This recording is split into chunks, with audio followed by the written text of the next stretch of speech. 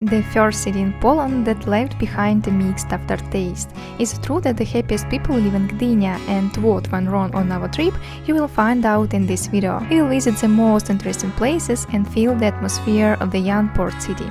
Enjoy your trip! Gdynia is a northern city of Poland on the Baltic coast, which also like Gdańsk and Sopot, is part of the Tri-City area. The city is quite young as it was built after the First World War in 1922. At that time there were about 1,000 people living here, 4 years later 12,000, and after another 100 years 247,000 people. Let's start our walk from Świętojańska street. This is the main street of Gdynia, and you can see right away that there are no old buildings here, because the city itself is young, so many of the houses are from the last century.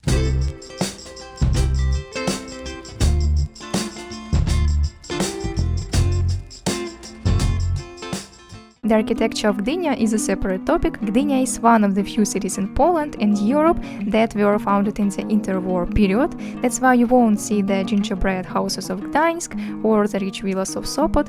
Instead, you'll notice bright displays of modernism. The houses themselves look ordinary, simple and restrained. Interestingly, some buildings have a rounded shape reminiscent of the sea and ships. Throughout our walk around the city, I specifically looked for such houses, and then I noticed them in other Polish cities, but less frequently. The first thing I noticed about Gdynia is that it's a very contrasting city. There are a lot of these old buildings and also a lot of ultra-modern ones. Together it honestly looks strange, and these are the kind of houses I don't like at all, specifically the architecture, but the contrasts are really strong.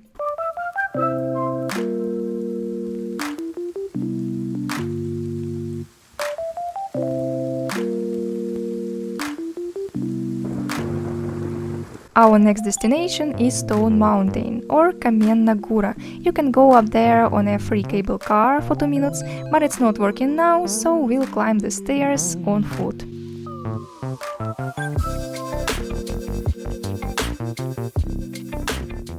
We finally got up there, and I was taking a breath, so we found ourselves on this panoramic platform. There is a cross in the middle, which doesn't even fit in the frame, and on the perimeter you can walk up and look at the views. The sea, the port, new and old houses. The only thing is, of course, the trees prevent you from seeing the whole view, but it's not still bad. By the way, if you know the meaning of this cross, write in the comments, because I have not found any clear information. And then there is a little beautiful park that's really great to walk around in, but not in the winter.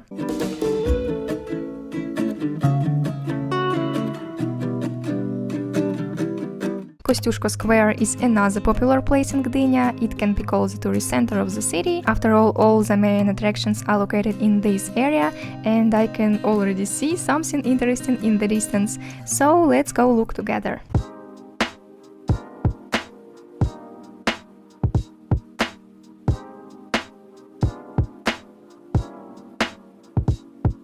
By the way, this is the only skyscraper by the sea. We start walking along the South Pier, and at the very beginning there is this big ship here, a destroyer or warship as it's called. It once participated in the Second World War. The ship has been operating as a museum since 1976.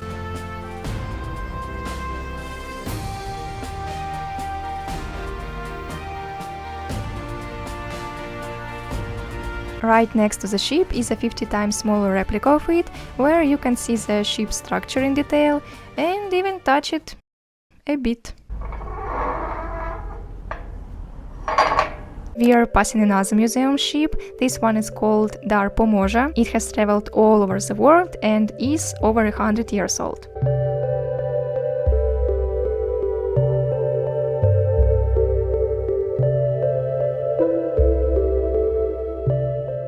Now let's briefly teleport ourselves back to the beginning of our walk around Gdynia.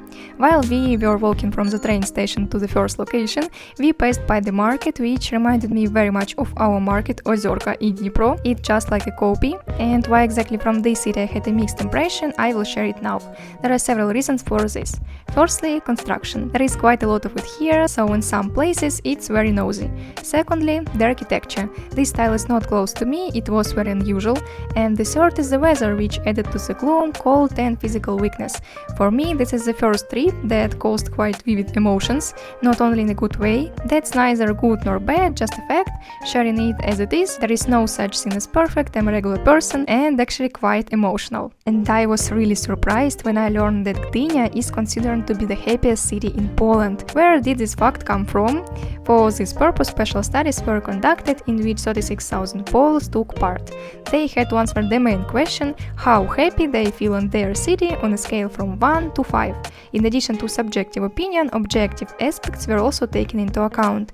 These are the feeling of safety, access to stores, proximity to nature, opportunities for socializing, entertainment and recreation. And yes, Gdynia took first place with just over 4 points, while Warsaw didn't even make it into the top 10 cities. Share in the comments whether you agree or disagree with the survey results. And we return to our port. There is also an aquarium on the pier, so if you love fish, you can come here by yourself or with your children. Here, facts and figures. There are about 2,000 fish and sea creatures, about 250 different species, in 68 aquariums containing 140 tons of water. Just look at all the ropes and masts, it's all got to be managed. From a distance it looks like a spider's web, something complicated, but interesting.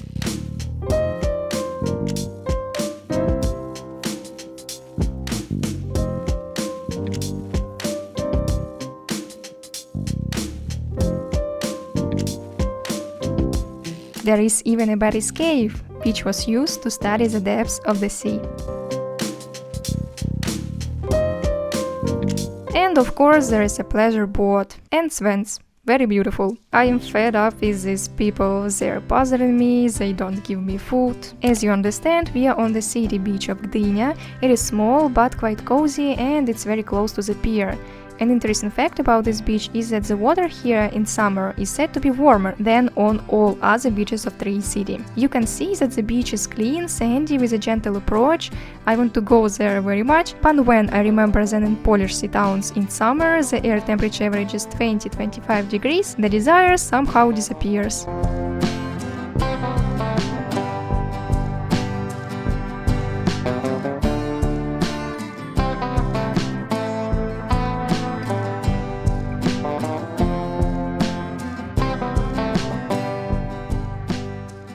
And this place wasn't part of our plans, but as we were leaving the town beach, I saw this building.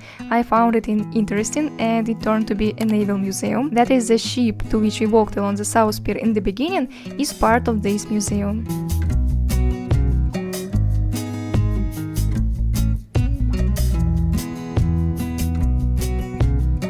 Right behind the beach begins the seaside boulevard, or simply the promenade, which is 1.5 kilometers long. Here you can walk and enjoy the sea. By the way, separately from this pedestrian road, there is a bicycle path.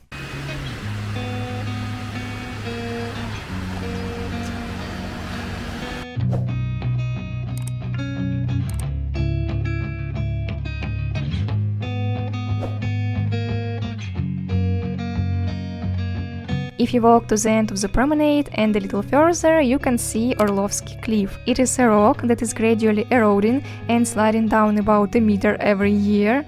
There is also a wooden pier from which you can see Sopot. Yes, everything is so close here. And there is also a nature reserve here, a big green area.